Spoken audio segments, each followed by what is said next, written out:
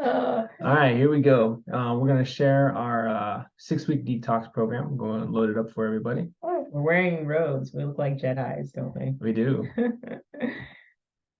Okay, so this 6-week detox is basically what I kind of put together about 7 years ago when we Yeah. did our major first detoxing of our systems and whatever. Um, it's not obviously the only way to detox, but it's the way we did it, kind of. Like we did a bunch of different stuff, Hmm. things, and then I just put it all together into like a 6-week plan. So it's more user friendly, but Yeah. obviously people don't have to go about it just following the 6 weeks. They can do it however you want, but it's this way so it's organized a little bit better, I think. Hmm. And obviously, you don't have to follow it to a T. You can do it however you want to, add more stuff in, don't do it at all, look it over and be like, this is all BS, or I don't know, whatever. It's basically just information here for people to use if they would like. Yes. And anything else there? Let's see. Just use it at your discretion. There's a lot of good information. Even if you just pick and choose different things, it's still very helpful. All right, and let us begin. All right.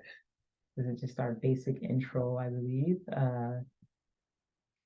You want to read through We got it? the introduction to the 6-week plan. Following are good things to keep in mind if you decide to follow the 6-week plan directly. So here's it. It is and enjoy.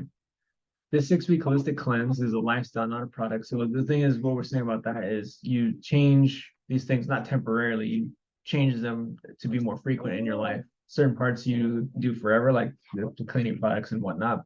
And the obviously the detoxes and the fasts, you don't do it constantly. You just do it when you feel necessary after you get through them the first time. Well, basically, yeah, I think I put that in there too, because like a lot of people during that time, especially where we were living, felt like everyone wanted like a pill or like an injection or Yeah. something to like a cure-all sort of thing. And it's like that's not this detox plan is not like a pill, or we're not selling a powder, though you do have to go buy some powder. Yeah. But it's you have to take the information and actually implement it into your life. And this is like free information is out there. It's just in the 6-week plan, but it's not anything new. Yeah. Okay. Mhm. But yeah. This is designed not to only clean your body, but to clean your environment and teach you how to continue to keep your body and environment clean and toxin free. If you follow this plan step by step and continue it as a lifestyle, you'll experience many positive changes, including several or all of the following. Results are not guaranteed and may vary from person to person. Some of the things you might experience: increased energy, increased strength, increased mental awareness, weight loss, fuller, thicker hair that grew twice as fast or more as before the cleanse, stronger nails, less breakouts, acne, appetite will start to curb, stronger immune system, greatly reduce asthma, allergies, and other chronic ailments. During the next 6 weeks of the program, you'll also be required to make many changes in a lot of different household products you may currently use. Expect to buy new things, throw out old things. You may be encouraged to either make your own products or purchase cleaner products. You can expect to spend roughly $100 to $300 for extra supplies throughout the program, including purchasing a water filter or distiller, diatomaceous earth, Epsom salts, etc.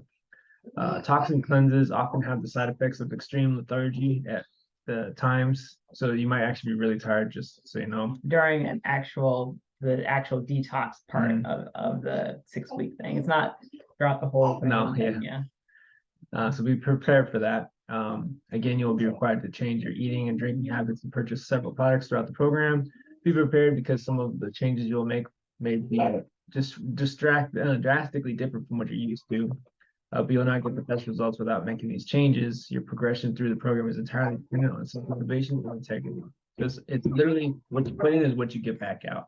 Yeah, and then like obviously depending on I feel like when we first put this together to now, I think a lot more people are more aware of like their environmental toxins that are out there and food toxins in the food and whatever. So obviously depending on where you're at, um, is where you're at. So a lot of this information may not be new at all to you, or and some of it might make a lot of this information. I think depending on where you are on your cleaning yourself because a lot of stuff like she was saying it was new to a lot of people back when we started we it, were at. and now there's a lot more people that understand. So a lot of this might be kind of review for people, or it might be like you've heard of it at some point. So we just brought it together so you don't have to like go and find all this information all over the place like we did originally.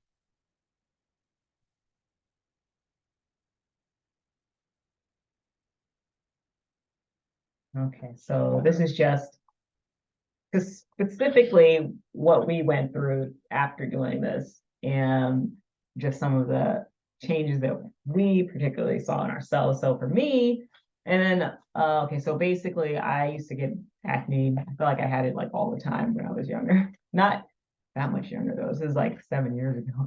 But and so after it, obviously, I that was one of the first things I noticed. My skin didn't break out constantly all the time anymore. My hair, I felt like my hair was always at the same length, always. It didn't seem to ever do anything. And but afterward, it was thicker and it actually was growing. It was stronger. Uh, I also felt like I had less headaches, and it's been so long I forgot that this was one of the after effects that I used to just have like headaches, not constantly, but like maybe 2 or 3 times a week. I don't know. I would have just like a headache, wake up with a headache. By the end of the day, have a headache. That's no more. It's very rare that I even get a headache, and if it is, it's where if we're a little under the weather, or if we've traveled too much, or maybe a little bit dehydrated or something, or we do eat out somewhere occasionally, depending on what we're eating. Um, so yeah, it's the rare thing though now. Um, Also before I had I don't know if I injured my shoulders at one point, but I had this chronic kind of shoulder pain. Uh, that was it kind of came wax and wane, but it's pretty much gone for the most part. Occasionally I'll get a little bit of tenderness in the shoulders, but it was pretty bad before. Not bad, but bad enough to know that I had constant shoulder pain, which now I don't. Okay. My thoughts were a lot clearer after doing this. It was almost like there was this peeling back of brain fog. Not the kind of vegetarian brain fog we have. That was a little different. That's a different story. But it was like a peeling back um of this constant brain fog. Um, my thoughts were a lot clearer. I could think straight, more straight. I don't know, something. I keep wanting to do this. Something here. We cleared out our pineal gland is pretty much what it was. So our connection with the world around us, ourselves, our higher self was a lot stronger.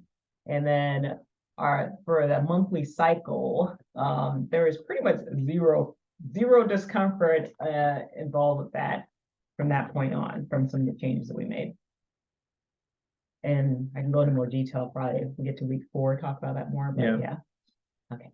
For me, I used to get constant skin irritation all the time. Like, I had something rub my skin, whatever, it'd start to flare up and whatnot.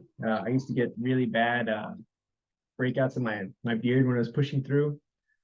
So yeah, so skin irritation went way down. My skin is way clear because I used to break out a lot too. Better muscle development. I was able to work out and maintain muscle strength and get stronger faster, and it worked out better. And also, it's like the fatigue would last like half as long.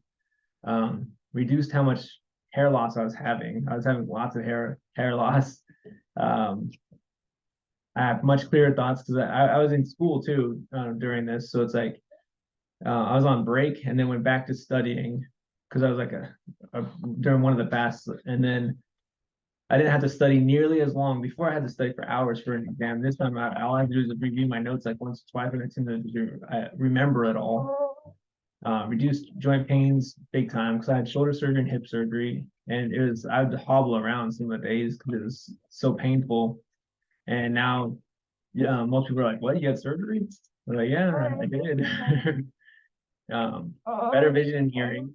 I still have some hearing issues and vision issues just because of what I've been through on the military and stuff like that, but it's much better than it was.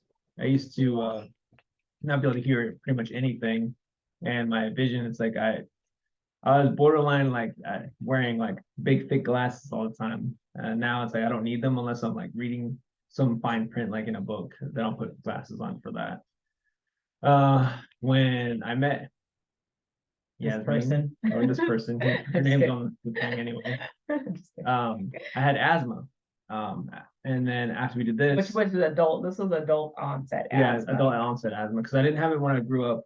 But then later, like I had some pretty severe asthma being around like too much animal dander. Like I had to like use an inhaler pretty much daily. I was on, and I had allergies, severe allergies. I was taking 3 different types of medication just to not have allergies, and now I don't take any of that stuff. No asthma, no allergies.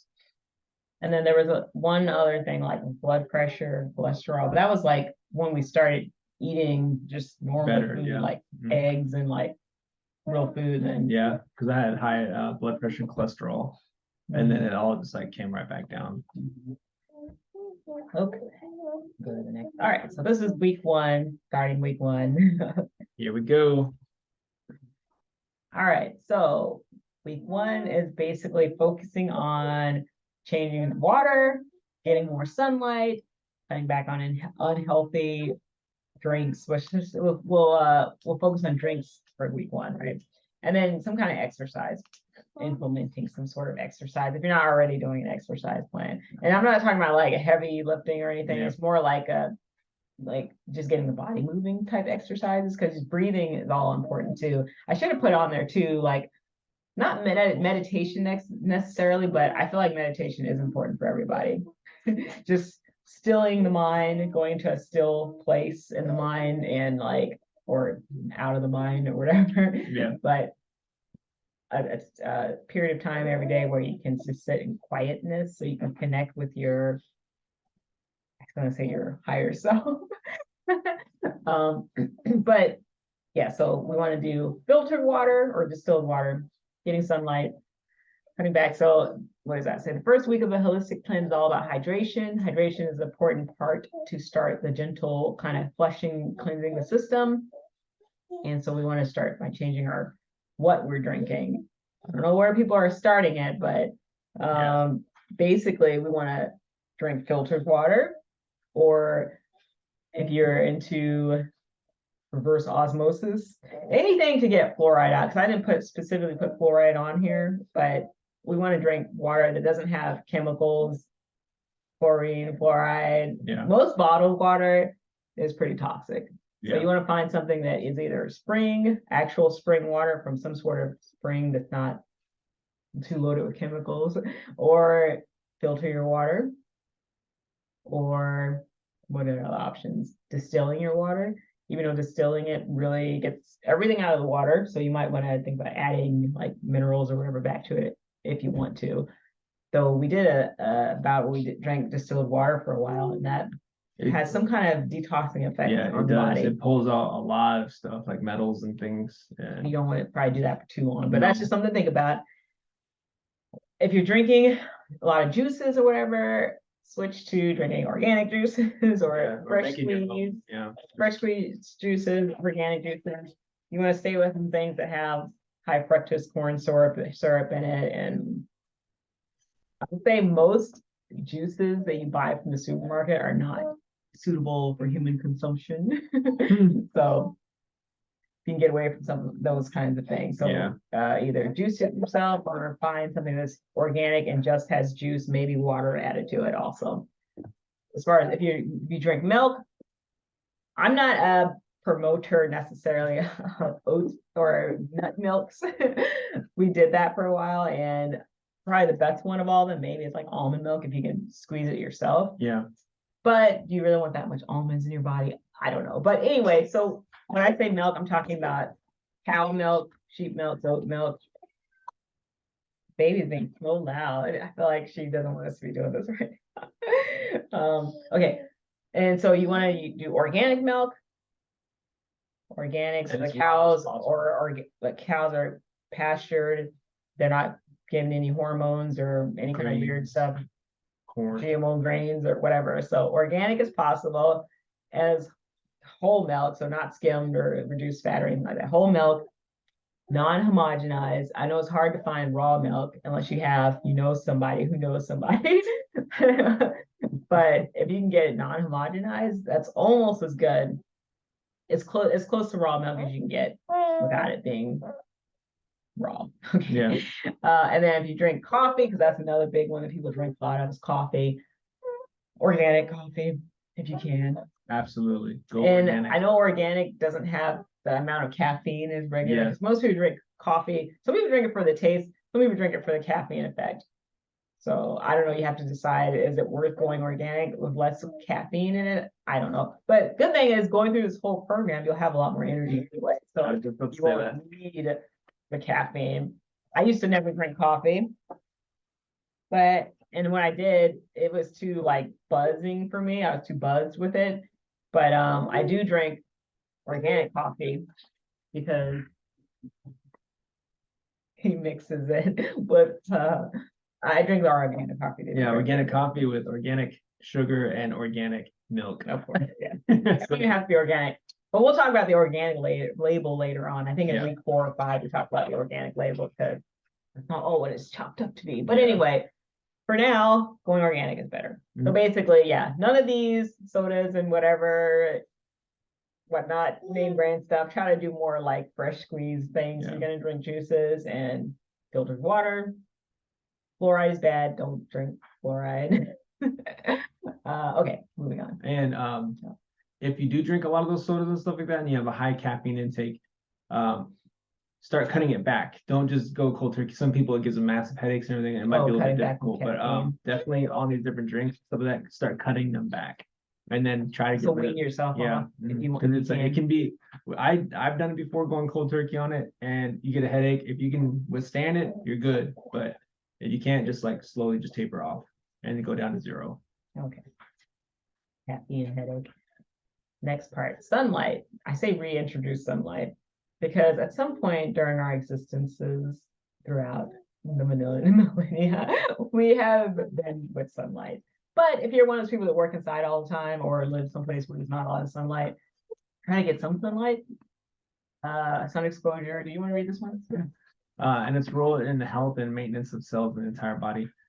Exposure to sunlight on the skin's surface helps the skin produce vitamin D, which is a precursor for melatonin, and serotonin, which then go on to produce melanin. Prevents cell deterioration, pineal gland health, health of the endocrine system, all organs in your body. All your whole system benefits from sunlight. So it's like, even if it's cloudy, getting outside or just being outside for a little bit is still beneficial. Like, if staying inside all the time is no good. So it's like, even if it's not, the sun's not directly shining on you, try to get outside a little bit more often. And I think in the book that I have more of a, it's a, if anyone wants a copy of the book, by the way, if you probably like email, I can put our email in like the description box, and then we can send a copy of the book. But basically it's kind of basic, straightforward. Yeah. I think how much sun exposure. Yeah, I think I put in there like, depending on if you're paler color, if your tendency to burn, you don't want to be out in the sun to where you burn. Yeah. Okay. If you have darker skin, you can be out in the sun longer. But I think I put in there, if you know where your burn point is, maybe you just go up like 10 minutes till your burn point. Yeah. You can protect your face if you want to. Obviously, the hours between 10 and 2 is where the sun is hottest and more intense, depending on where you live at. So maybe those hours don't be in the sun, but then afternoon or morning sun are better. But yeah. But yeah, the sun is almost crucial. It's crucial to our health and well-being.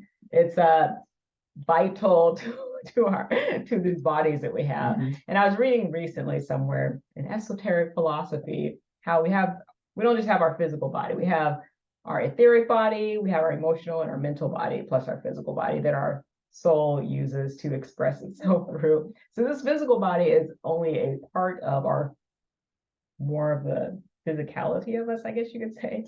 Sunlight is very important to the physical body, but it's also apparently extremely important to our etheric body. Our etheric body is our physical body, apparently, from what I've been reading, is a replica, it's an exact replica of our etheric form. And sunlight and light is very important to the health and balance of our etheric form. And when you get blockages or congestion in the etheric form, it manifests as imbalance in the physical body. But yeah, sunlight is very important here. Extremely important. Probably more than most people used to think. I don't know. We can move. And on top of that, here's one of the things I realized also: when you go through and detox yourself, you can be out in the sun longer without it irritating you as well. I'd used to burn really quickly, and now I don't. Yeah. Oh, I did put fluoride in here. Remove fluoride from your oral hygiene products, your water, as much as you can. And then exercising. So drink more water too. So I would say if you can get 5 to 8 cups in a day of water, maybe even more than that. I don't know. I don't know exactly how much water I drink every day. Okay, whatever. I should have calculated this. But make sure you're well hydrated because your body is also trying to flush out toxins too. And also water is very important for the health of this physical body, as sunlight is. So drink water. And drink water that's not toxic. And fluoride is in a lot of oral hygiene products. If you can, we make our own toothpaste. If you can find toothpaste that doesn't have fluoride in it, I think it's good. Yes. Exercising. So I put there whatever kind of exercise you want, and I suggest doing like 10 to 20 minutes in the morning, either a brisk walk or some kind of yoga, something to get your breath moving and your body moving. And then you can have whatever other exercise you want in. Absolutely. But exercise is important. Yes. Do this daily. Okay. All right. So here's some of the things that we do. This is what we do. This is how we have implemented week 1 into our lives overall, I guess you could say. All right. So what we do, we collect rainwater. We filter it through the zero filter that we have. At the bottom of the zero filter, we have some shungite and clear quartz, and also we have it in a glass container, so it also gets some exposure as well. We shower with rainwater, not all the time, but most of the time. We're trying to do it we're trying to have it set up to where we do it all the time. Because like the city water has particles, stuff in it, but they say rainwater does. Whatever, we don't get into that right now. Too. I'd rather shower in rainwater than city water. Okay, moving on. Make your own toothpaste. We've done that. Yasmin does an amazing job on that. Drink rare juice, organic, freshly processed mostly. I don't know why I put it like that. But the thing is, like, here, what it comes down to is, like, if you want orange juice, buy some organic oranges, squeeze it, drink it. It's better to do it that way than it is to just drink whatever, like, however they made it in the stores. Because even organic is not really that great unless you're doing it yourself. Especially when you're dealing with orange juice. Yeah. But the other juices too. Like we don't drink juice that often that we buy from the store. We don't drink juice that often anyway, really. It's more like if we drink something other than water, it's more like tea, milk. Those are like our 2 main other drinks, or coffee. Yeah. Organic coffee. That's a good one. That one's an easy one to get a hold of too. Walmart's organic coffee is just fine. Yeah.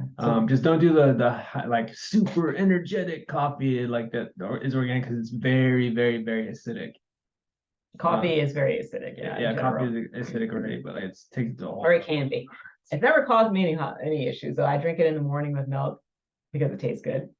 I don't get any acid problems with it. So whatever. I'm studying Ayurveda right now, and they say don't drink coffee because it's bad for you because it's acidic. But yet they do recommend drinking lemon water in the morning, which I'm pretty sure lemons are acidic, but whatever. Okay. Do whatever you feel like is best for you. Okay. Anyway, we drink organic, whole, non-homogenized milk. We're always better. Go ahead. Organic or make your own? I don't know. I think that's supposed to go with the juice. Okay. Get as much sunlight as we like. I don't know why I said. Go ahead. With beach time, we sit in the sun. Sun gazes in the morning, sometimes in the evenings. We don't wear sunscreen or sunglasses because those are different things that have lots of weird chemicals in it, and also they reduce like what your body can get and absorb, because you can actually look directly at the sun and it does not damage your eyes. Maybe in the beginning, if you still have all the different chemicals and heavy metals in your system, that might cause some damage. But it's like once you go ahead and filter all that stuff out, detox it out, you can stare straight at the sun and it does not do any damage. When it's low in the sky. When it's low in the sky. Yeah. High in the sky, it's hard to see. And it's gotten brighter over the last several years too. Not because of what people say. Like look into it. We're all good. Everything's good. But yes, the sun is quite a bit brighter than it has been. So the morning sun or the evening, so kind of the orange sun. The first few hours in the morning, the first the last few hours in the evening, or you can do sun gazing. And that's another thing. Research sun gazing and see if that's something you want to do. But we do that when we can. Little kids makes it hard. Hours between 10 and 2, as you said before, it's the hottest time of the day. So try to limit your time. Obviously, don't do sun gazing especially if you're new to it. Don't do it during that time, and limit how much time you are out in the sun during that, if you can. If you're sensitive to the If you're sun. sensitive to the sun, because it is hot. It can be, depending on where you live in the world. Yeah, Because some alright. areas it's not. So it depends. It depends on where you're at. Region exclusions. Okay. All right. Well, anything else here that we want to mention or say? Yeah, so this is week 1. We'll get into making our own toothpaste and some of the other weeks, and we'll go on like what toothpaste we make and whatever. And I did want to also mention that, so this 6-week plan, we didn't go through it like how it is here. We did the detoxing and we made these changes along the way, and it was probably 2 or 3 or 4 detoxes before your asthma, or it was probably 2 detoxes before his asthma went away. And it was a couple of the full detox parts of it when our symptoms really started to go away. Or our ailments started to go away. So, and we'll talk about that in the other later weeks also, but basically, if you go through the first 6 weeks, then you can go back through and do some of the detox parts of it if you feel you need to. Yeah. I think that's.